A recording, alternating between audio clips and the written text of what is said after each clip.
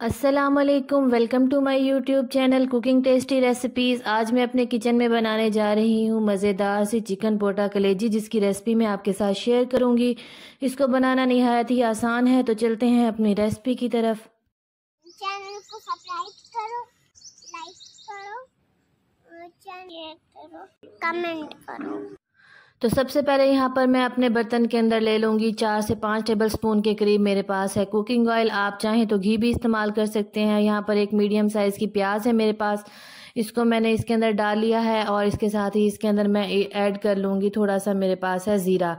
तो इसको अच्छे से मैं कुक कर लूँगी। इसको मैं लाइट ब्राउन करूँगी, बहुत ज़्यादा ब्राउन नहीं करूँगी। तो जैसे ही प्याज़ों का कलर चेंज होगा तो हम इसका नेक्स्ट प्रोसेस स्टार्ट करेंगे। इसको बनाना निहायत ही आसान है, स्ट्रीट फूड स्टाइल में। आप मज़े से इसको नाश्ते में बनाएं या फिर आप दिन के खाने में बनाएं, ये बहुत ही मज़े का लगता है।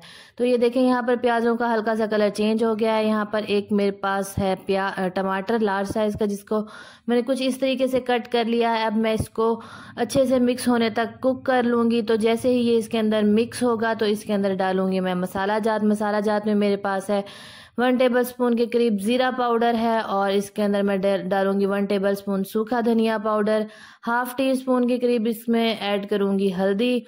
और इसके साथ ही इसके अंदर मैं ऐड करूँगी सुरख मिर्च मेरे पास 1 टेबल स्पून है। आप हस्बे ज़रूरत इसमें सुरख मिर्च ऐड कर सकती हैं जितनी क्वांटिटी आपको पसंद हो। तो इन सब चीज़ों को अच्छे से मैं मिक्स कर लूँगी।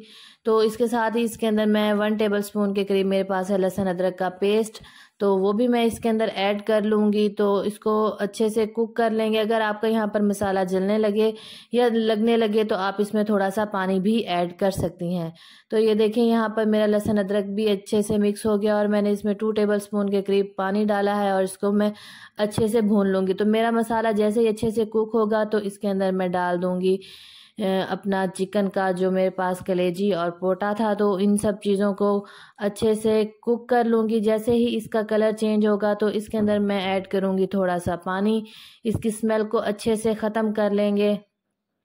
तो अगर आपको मेरा ये तरीका अच्छा लगा हो तो मेरी रेसिपी को ज़रूर लाइक करें और मुझे कमेंट्स में बताएं कि आपको मेरी रेसिपी कैसी लगी। तो ये देखें, 4 से 5 मिनट इसको अच्छे से भून लेने के बाद इसके अंदर मैं तकरीबन 1 ग्लास है मेरे पास पानी का, इसको मैं इसके अंदर ऐड कर लूँगी और इसको कवर करके ठहरा दूँगी।